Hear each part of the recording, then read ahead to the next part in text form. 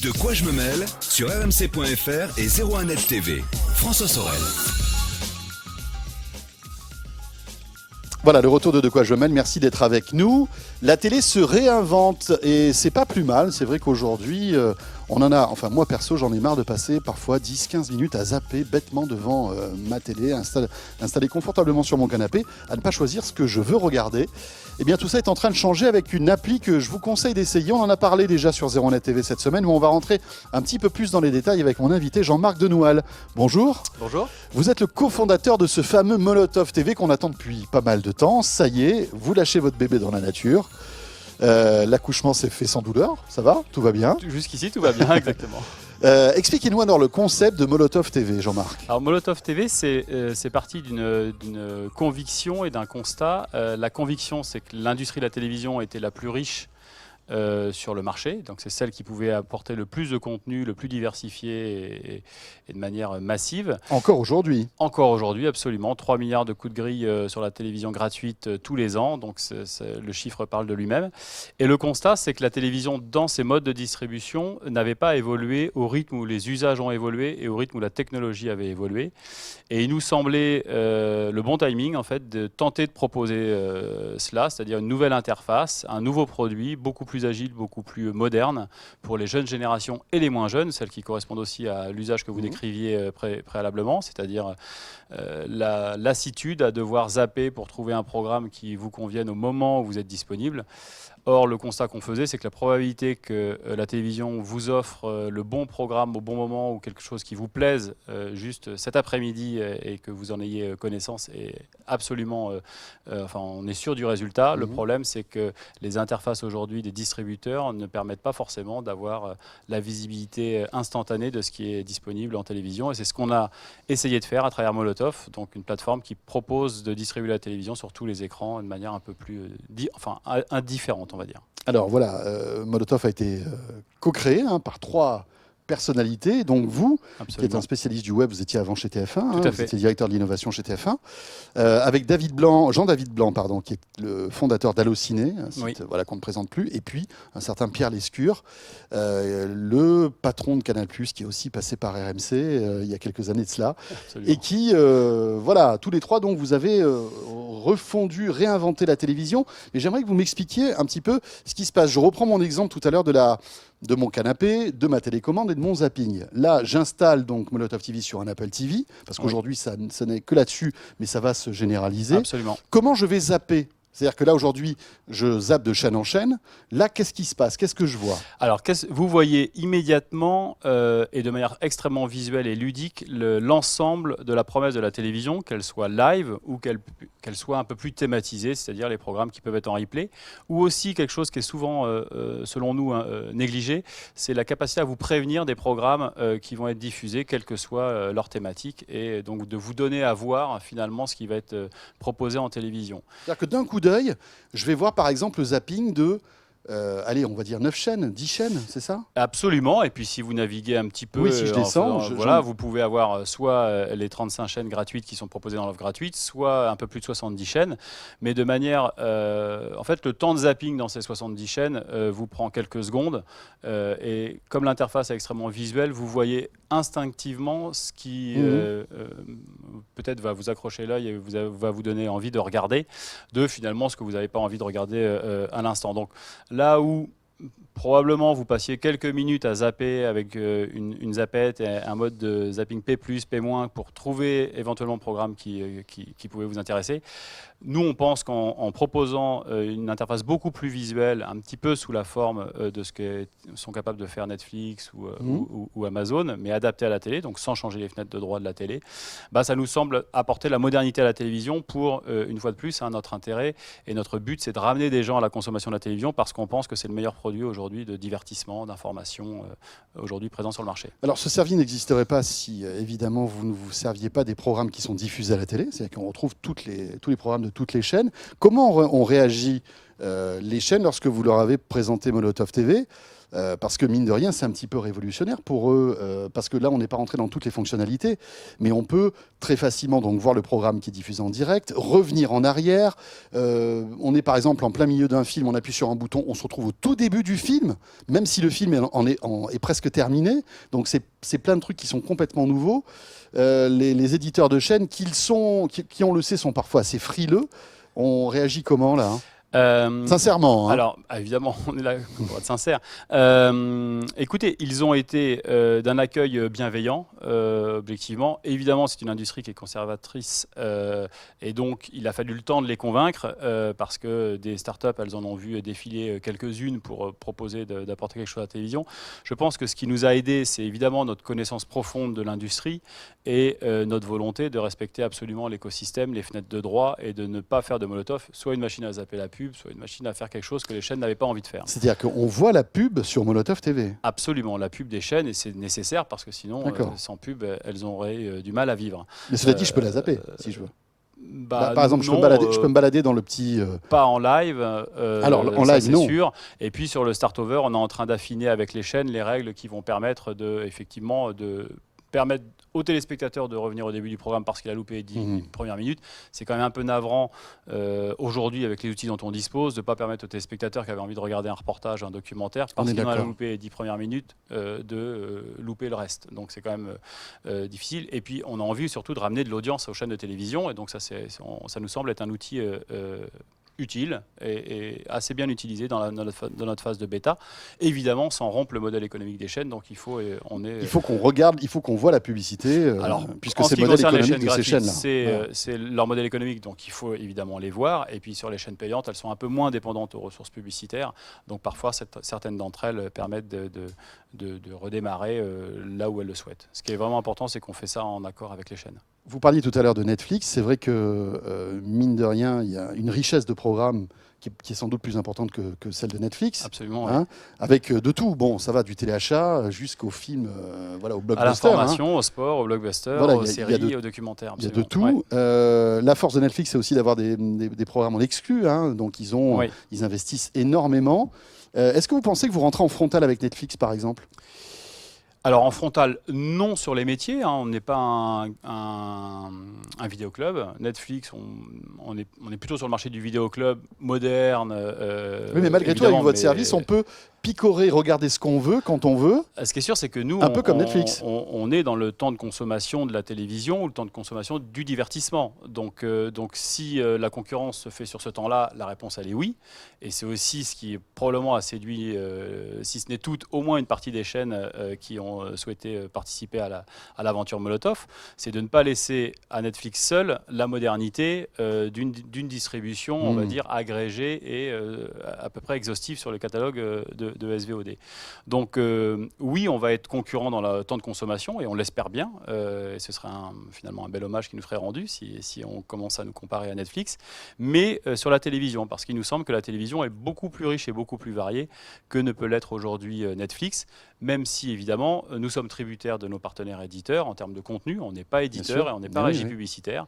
Donc nous, on n'achète pas de contenu et on ne fait pas de régie publicitaire. Donc il n'y a pas de publicité au-delà de celle qui est opérée par les chaînes sur notre plateforme. Il y a des chaînes qui vous ont dit non ? Oui, absolument. Il y a un groupe, le groupe Canal+, par exemple, on n'a pas trouvé d'accord sur les chaînes premium de Canal+, pour le moment. On en a d'autres. Même si je suis abonné à Canal, moi perso, oui, je vais être obligé de passer par leur appli. Absolument. C'est pas mal d'ailleurs. Absolument. Hein. Mais bon, c'est une appli, c'est en silo. C'est Absolument. ça aussi qui est pas mal avec vous, c'est qu'au lieu d'avoir des silos et des applis TF1, M6, etc., là on se retrouve avec une appli et tout dedans. Exactement, et ça nous a semblé vraiment être un besoin du consommateur et du téléspectateur, c'est de retrouver au sein d'une même interface des outils de consommation un peu plus modernes et uniformisés sur l'ensemble des chaînes, même si les applis des groupes audiovisuels sont très efficaces et très bonnes. Elles ne peuvent pas permettre d'avoir que seul un distributeur peut avoir, c'est-à-dire l'agrégation de l'ensemble des chaînes. Donc oui, on croit à la force de l'agrégation, oui, on croit à la modernité des interfaces. Et pour compléter les chaînes qui vous ont dit non pour encore, l'instant, on est sur des chaînes Canal+, on est en négociation avec d'autres groupes pour enrichir les offres dès la rentrée. Mais on est extrêmement satisfait de l'offre qu'on est capable de présenter dès aujourd'hui. Voilà, il y a notamment BFM TV, la chaîne Absolument. du groupe, RMC Découverte et bientôt 01net TV, d'après ce que j'ai cru comprendre. Absolument, absolument. Je crois que ça va bientôt arriver. Exactement. C'est la bonne nouvelle. En revanche, il existe à peu près le même genre de service si on est abonné au box aujourd'hui. Quand on est abonné Orange, SFR, on peut télécharger une appli qui nous permet d'avoir en fait le contenu de toutes nos chaînes en zappant, sur son iPad. Voilà, oui. Ça vient pas un peu en concurrence de ce que font les box ?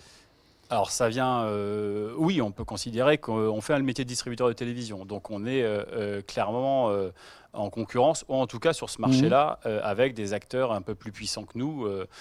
Orange en est un, SFR, CanalSat d'une certaine manière, parce qu'on fait le même métier, c'est-à-dire on distribue de la télévision. Alors nous, ce qu'on pense, c'est qu'on pense à disposer d'un produit un peu plus abouti. Je ne sais pas si c'est meilleur. Je ne sais pas. On verra, c'est aux téléspectateurs de juger. En tout cas, on a essayé de le concevoir de manière un peu différente et surtout de tenir une promesse exhaustive et absolue de multi-écran, ce que n'opèrent pas toujours tous les opérateurs de manière uniforme. Et puis finalement, c'est la promesse de l'OTT, c'est d'être relativement indépendant par rapport à votre fournisseur d'accès. Donc, une fois que vous avez créé votre compte Molotov et ou vous avez souscrit à des abonnements Molotov, depuis Molotov, finalement, ils vous suivent quel que soit l'opérateur que vous décidez de choisir ou de quitter en fonction de s'il vous a donné satisfaction. Donc, c'est un petit peu, on fait souvent l'analogie, c'est un petit peu, historiquement, quand les mails sont apparus, ils sont apparus très dépendants des opérateurs de télécom qui vous fournissaient l'accès. Et puis après, Google est arrivé. Voilà, ils s'en sont un petit peu Google de la éloignés. Télé, alors, je ne sais pas si on est Google de la télé, mais bon, vous le souhaitez. c'est que la distribution de la télé, elle est très bien, et si les gens sont satisfaits de ce qui est proposé par les opérateurs, super. Et nous, en revanche, on pense qu'on peut apporter un peu de modernité dans la consommation de la télé et essayer de ramener peut-être des personnes qui se désintéressaient de la télé uniquement parce qu'elle était moins rendue accessible. Voilà, on essaie de proposer une nouvelle interface en essayant de redonner goût à ceux qui l'avaient perdu de la télévision et de sa consommation. Alors, pour que ça fonctionne, Molotov, il faut que ce soit sur tous les appareils.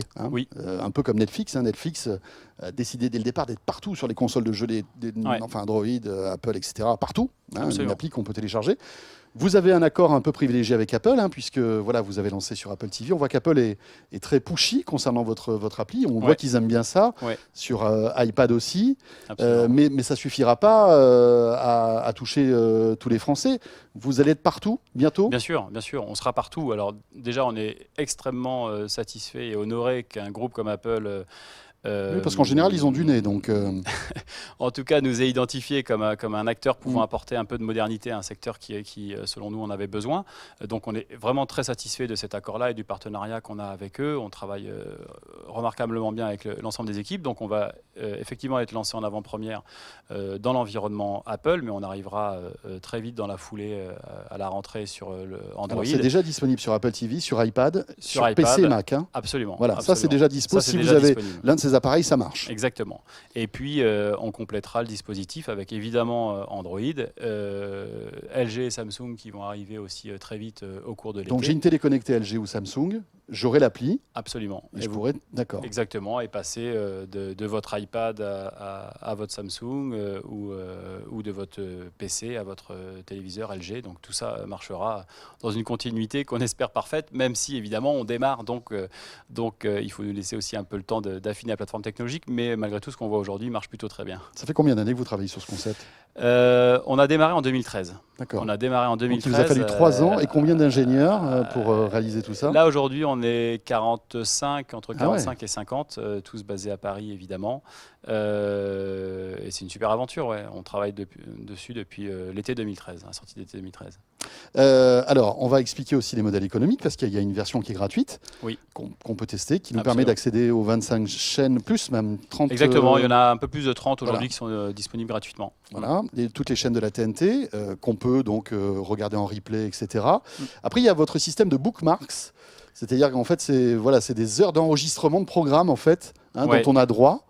Absolument. Alors, donc, Molotov est gratuit, donc il suffit de vous inscrire et vous consommez gratuitement l'ensemble de la télévision gratuite. Et puis après, on vous propose, si vous souhaitez enrichir soit votre expérience de télévision, d'ajouter du contenu payant. Donc là, on retrouve des offres assez classique finalement d'ajout de contenu payant. Aujourd'hui, on démarre avec une offre multithématique qui vous permet d'avoir un peu plus de 70 chaînes payantes, et puis on enrichira l'offre dès la rentrée.